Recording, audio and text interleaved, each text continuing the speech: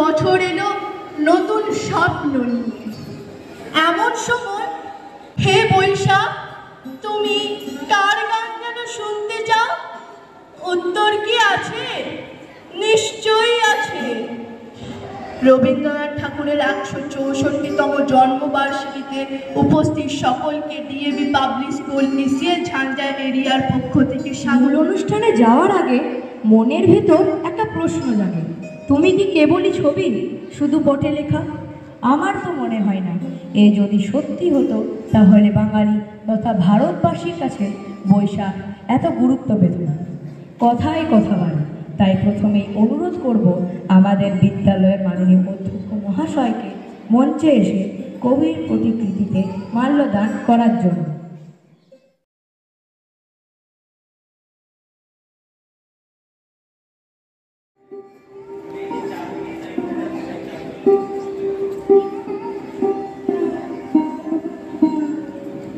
যখন থাকি আপন মনে একেবারে একলা, যখন শুধু দুঃখ আসে মনের মাঝে মেঘলা, একেবারে একলা, তখন কোথায় কোন সুদূরে বাজলো কাহার দিন, কবির কথায় ভেসে ওঠে শেষটা।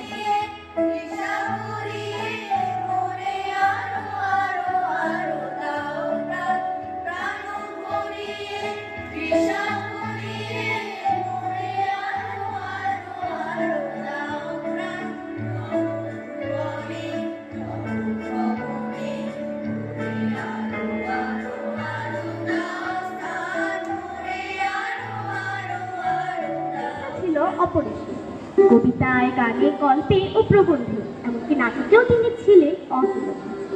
আচ্ছা, চিঠির জন্য আর কি আমরা কেউ অপেক্ষা করে থাকি? করি বোধ হয়, হয়তো করি না।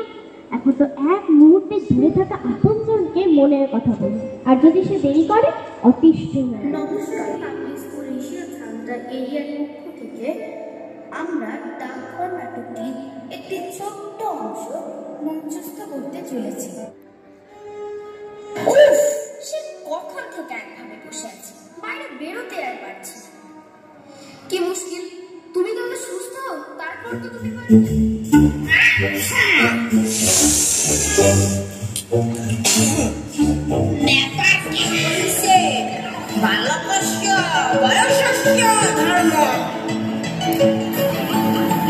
আপনার শাস্ত্র একটু আপনার ছোলার ভেতর রাখুন। দই চাই দই, দই চাই দই, দই দই এসে দই, দইওয়ালা দইওয়ালা। আরে এর কি আপদ? চুপ, এত চেঁচামেচি কিসে? আরে দইওয়ালা যে। হ্যাঁ হুজুর। না মা, তোমরা খেলবে। খেলবো? হ্যাঁ।